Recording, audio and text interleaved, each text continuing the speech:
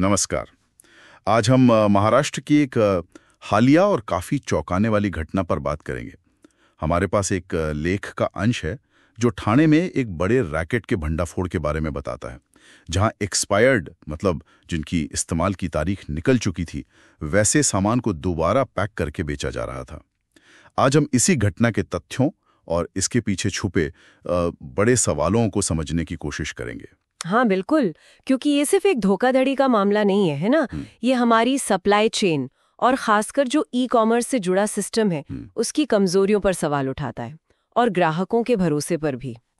तो हुआ ये कि 12 जुलाई 2025 को ठाणे क्राइम ब्रांच ने ठाणे भिवंडी इलाके में छापेमारी की और इस पूरे गोरख धंधे का कह सकते हैं फंडाफोड़ किया। जी। 2 लोगों को गिरफ्तार भी किया गया है। सुनने में आया है कि भिवंडी और साकिनाका के रहने वाले हैं। हाँ, और उनका जो तरीका था वो मतलब काफी हैरान करने वाला है।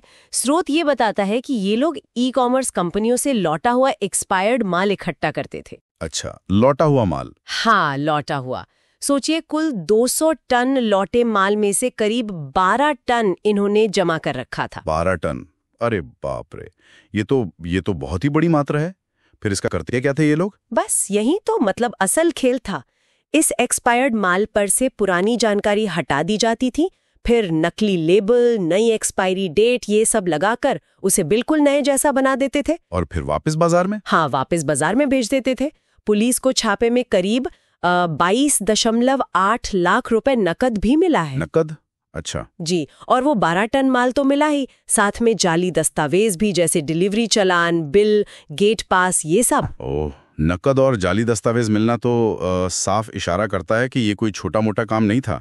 मतलब एक पूरा संगठित रैकेट चल रहा था। बिल्कुल। लेकिन इसमें किस तरह का सामान शामिल था? क्या सिर्फ खाने पीने की चीजें थी? नहीं, और यही बात इसे और ज्यादा खतरनाक बना देती है।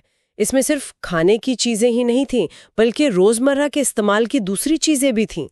जैसे साबुन, बच्चों के डायपर, पाउडर, इस तरह की चीजें भी। साबुन और डायपर भी? ये तो वाकई चिंता की बात है। मतलब खाने की चीजें एक्सपायर्ड हो तो खतरा समझ आता है, लेकिन साबुन या पाउडर, इनसे क्या खतरा हो सकता है? देखिए, खतरा इनसे भी हो सकता है। एक्सपायर्ड कॉस्मेटिक्स या साबुन त्वचा पर रिएक्शन कर सकते हैं, है ना। उनमें केमिकल बदलाव आ सकते हैं जो नुकसानदेह हों। और डायपर, वो शायद अपनी सोखने की क्षमता खो दे, या उनमें जो मटेरियल इस्तेमाल हुआ है वो खराब हो जाए, जो बच्चों की नाजुक त्वचा के लिए बिल्कुल ठीक नहीं। सही बात है। इसीलिए तो आरोपियों पर सिर्फ जालसाजी मतलब दस्तावेजों में हेरफेर या धोखाधड़ी के ही आरोप नहीं है, बल्कि उन पर मानव जीवन को खतरे में डालने जैसी गंभीर धारा भी लगाई गई है। ओह अच्छा, ये गंभीर है। जी, ये दिखाता है कि प्रशासन इसे कितने गंभीर खतरे के तौर पर देख रहा है। और एक बात जो इस मामले को मुझे लगता है और भी ज्यादा उलझा देती है, वो ये है कि ये माल ई कॉमर्स कंपनियों से रिटर्न होके आया था। इसका क्या मतलब है? हाँ, ये एक बहुत बहुत महत्वपूर्ण पहलू है। ये इशारा करता है रिवर्स लॉजिस्टिक्स की प्रक्रिया में जो संभावित खामियां हैं उनकी तरफ। रिवर्स लॉजिस्टिक्स मतलब वो पूरा सिस्टम जिसके तहत ग्राहकों द्वारा लौटाया गया सामान वापस कंपनियों तक पहुंचता है, और फिर उससे कैसे संभाला जाता है, कैसे प्रोसेस किया जाता है। तो आप कह रही हैं कि जब हम कोई सामान ऑनलाइन खरीद कर मान लीजिए पसंद नहीं आया और वापस भेजते हैं, तो उस वापसी की प्रक्रिया में ही कहीं गड़बड़ हो सकती है। संभावना तो है, बिल्कुल है। अब सोचिए, रोजाना लाखों आइटम वापस भेजे जाते होंगे। खासकर अगर सामान बहुत महंगा ना हो, तो क्या हर एक पैकेट की उतनी बारीकी से जांच हो पाती है कि वो एक्सपायर्ड है या नहीं, या उसे सही तरीके से नष्ट किया गया है या नहीं? तो लगता है कि इसी कमजोरी का फायदा इस रैकेट ने उठाया। स्रोत भी मतलब यही कहता है कि ये घटना दिखाती है कि हमारी सप्लाई चेन, जिसे हम अक्सर भरोसेमंद मान लेते हैं, वो अंदर से कितनी नाजुक या भंगुर हो सकती है। इसका मतलब तो ये हुआ कि ग्राहक, हम लोग पूरी तरह सुरक्षित महसूस नहीं कर सकते, भले ही पैकेजिंग एकदम नहीं दिख रही हो। बिल्कुल, ये सीधे तौर पर परिवारों के स्वास्थ्य से जुड़ा मामला है ना। चाहे खाने का सामान हो या इस्तेमाल करने का एक्सपायर्ड उत्पाद गंभीर स्वास्थ्य जोखिम पैदा कर सकते हैं।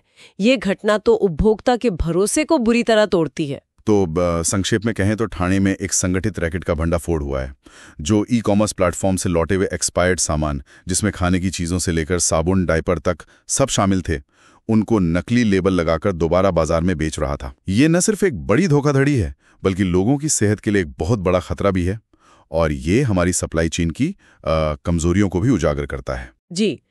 और अंत में एक सवाल जो ये घटना हमारे सामने छोड़ जाती है सोचने के लिए कि अगर ई कॉमर्स रिटर्न सिस्टम में ऐसी सेंध लग सकती है तो बड़े रिटेल सिस्टम वो अपने लौटे हुए या एक्सपायर्ड स्टॉक को संभालने के तरीकों को और कितना सुरक्षित बना सकते हैं, और हम मतलब ग्राहक के तौर पर सिर्फ पैकेजिंग पर लिखी एक्सपायरी डेट देखने के अलावा और क्या कर सकते हैं ताकि ऐसे खतरों से बच सकें। ये शायद सोचने का और शायद इंडस्ट्री के लिए भी इस पर ध्यान देने का समय है। Thanks for watching. दोस्तों, अगर आपको यह सतर्क रहने लायक स्टोरी लगी हो तो वीडियो को लाइक करें, दोस्तों और परिवार के साथ शेयर करें, और ऐसी रियल क्राइम स्टोरीज के लिए चैनल को सब्सक्राइब करना न भूलें। बेल आइकन दबाएं ताकि अगली स्टोरी की सूचना सबसे पहले आपको मिले।